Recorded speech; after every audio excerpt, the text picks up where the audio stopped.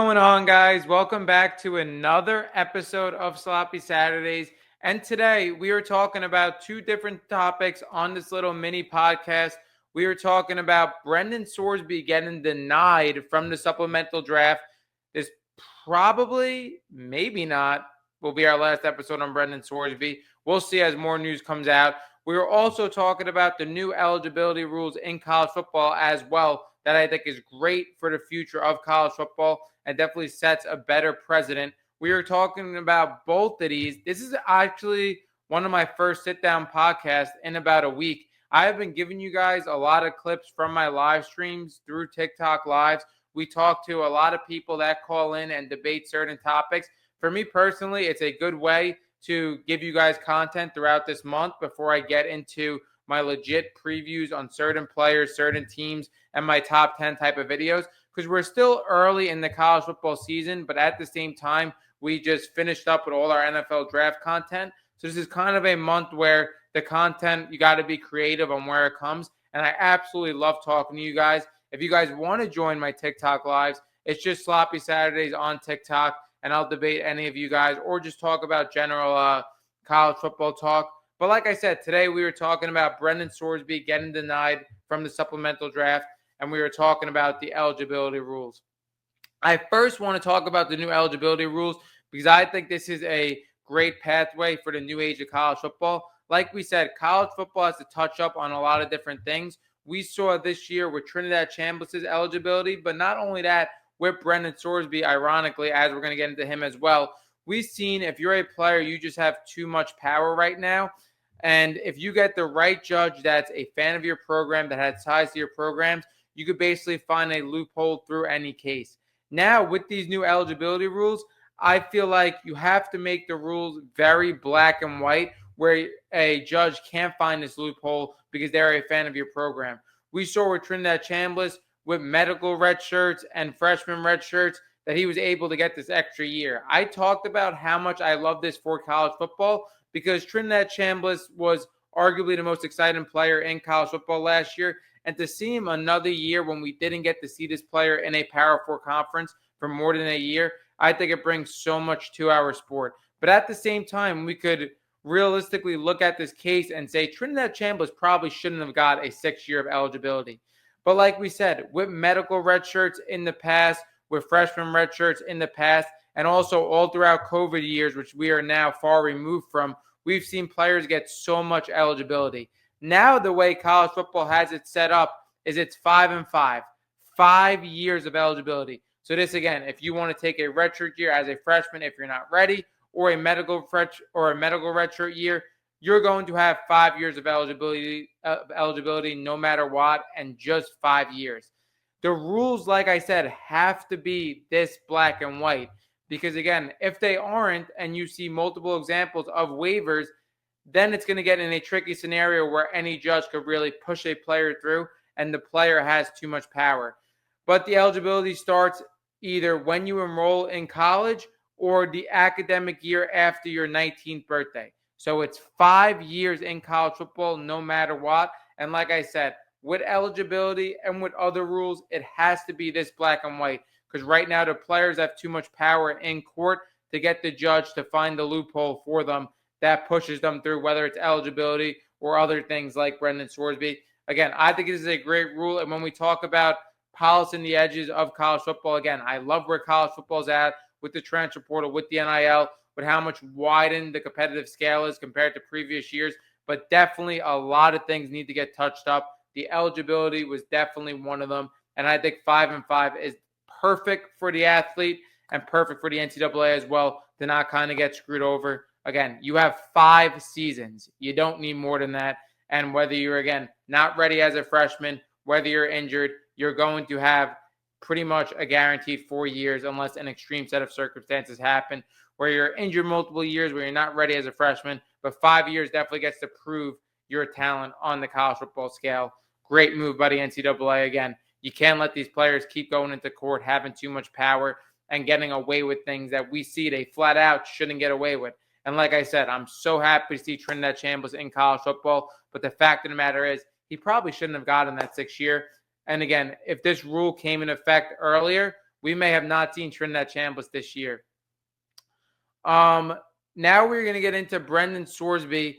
Brendan Sorsby getting denied by the NFL Supplemental Draft. A crazy turn. If you guys go back into all my videos, all my podcasts, we basically went over Brendan Sorsby every step of the way. And if there is more things to go over, we will continue to go over Brendan Sorsby. But wow, what a crazy turn in the last week and a half for Brendan Sorsby. Brendan Sorsby went throughout all his case. He found a judge that somehow was able to get him the eligibility. He was going to be suspended for 2 games, but I talked about it. I think there was no possible way Brendan Sorsby wouldn't play college football this year as he was remained eligible. When we look at how the judge pushed that case, that after pretty much the college football season was over, when Brendan Sorsby would have been going throughout the combine, and then again, the NCAA tried to appeal, and as well as the Big 12 was trying to sue Texas Tech. It was getting heated. There was a lot of backlash that may have forced Brendan Sorsby to say, hey, let me just go through the supplemental draft. But I discussed it. Like, if you went through all these legal processes and you were granted the eligibility, and to me, it really looked like there was no possible way where Brendan Sorsby wouldn't play college football once he was ruled eligible, why would you go towards the NFL draft? It's basically like everything you went through was for nothing.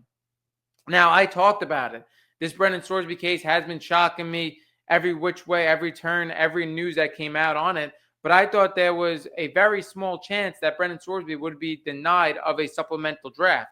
Because when you look at guys like Terrell Pryor, who sold his name, image, and likeness over to a tattoo artist in a time where that was completely taboo, they still had a supplemental draft for him. When you look at Josh Gordon as well, obviously his extreme set of circumstances, still had a supplemental draft for him. It seems like anytime anybody really goes for a supplemental draft, no matter the set of circumstances, the NFL gives it to them. Again, I know this is not a common thing. This is not a thing that happens every year.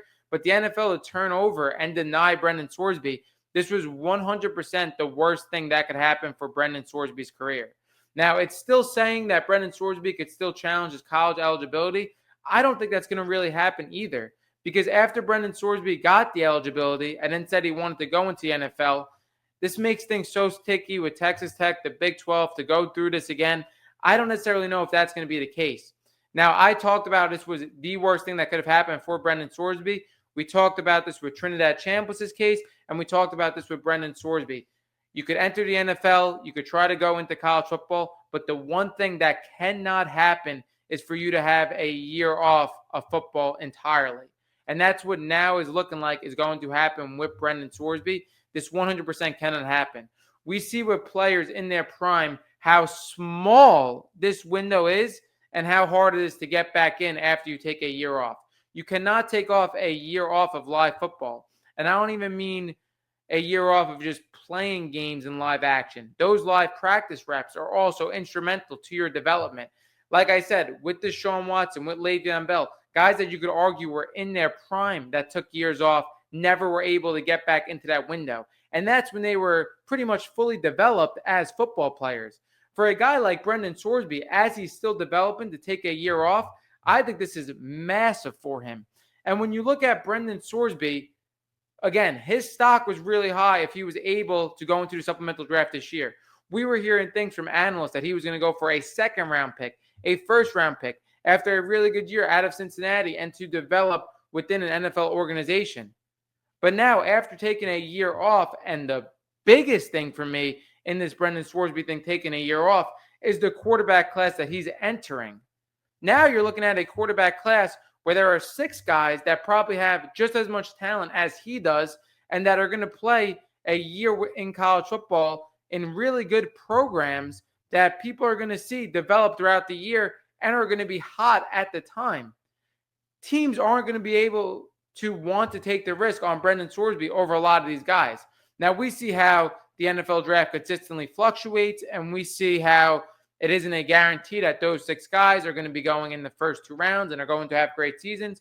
All possible. But when you look at Brendan Sorsby now taking a year of college football, and now he has to enter an NFL draft that we have been waiting for a couple of years now, I think it's going to be detrimental to his stock.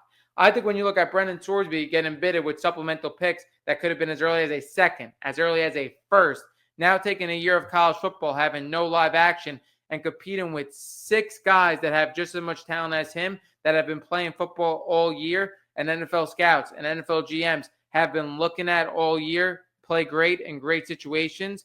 I think teams aren't going to want to take risk over Brendan Sorsby over 4, 5, 6 of these guys. And it really is like 6 guys.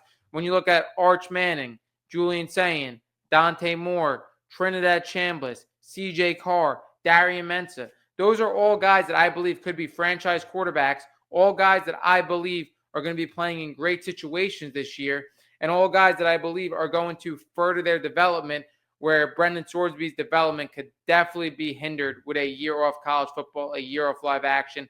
I don't think the casual viewer really knows how bad this is. Like, we talked about it. So many players are an example. If you take a year, substantial time off of football and try to come back, you never enter that window. And like I said, if this was a year prior and Brendan Sorsby would have entered this previous draft class where it was just 2 quarterbacks in the first round, next quarterback taken in the third round, teams would have been more willing to take that risk on Brendan Sorsby based on what's in that draft. Now you're looking at a draft where you could see 6, 7 quarterbacks possibly in the first 2 rounds. I think this is the worst case possible for Brendan Sorsby. This is the only thing that couldn't have happened. You can't take a year off live action of college football. You kind of made a decision too late. You went back on your decision. And again, it all depends on the people you have in your ear. I'm not saying Brendan Sorsby's team wasn't doing everything they thought for his best interest, but they made a massive mistake. And Brendan Sorsby taking a year off is going to be vital for his career. He's still going to have the opportunity to be a franchise quarterback for a team to some extent, whether it's in, the third round, whatever the case may be next year. But this is absolutely what you don't want to happen. You cannot take a year of college football. And again, now taking a year of college football and then going into this loaded QB class is kind of just the worst case scenario possible for Brendan Sorsby. That wraps up this episode of Sloppy Saturdays. Drop down your thoughts below on the progression, of Brendan Sorsby. Drop down your thoughts below on the new eligibility. Like I said, I absolutely love it. Rules have to be this black and white or players have too much power. That wraps up this episode of Sloppy Saturdays. Like I said, continue to keep spamming my lives on TikTok Lives. We're going to be going live this offseason, all season long. And we are out.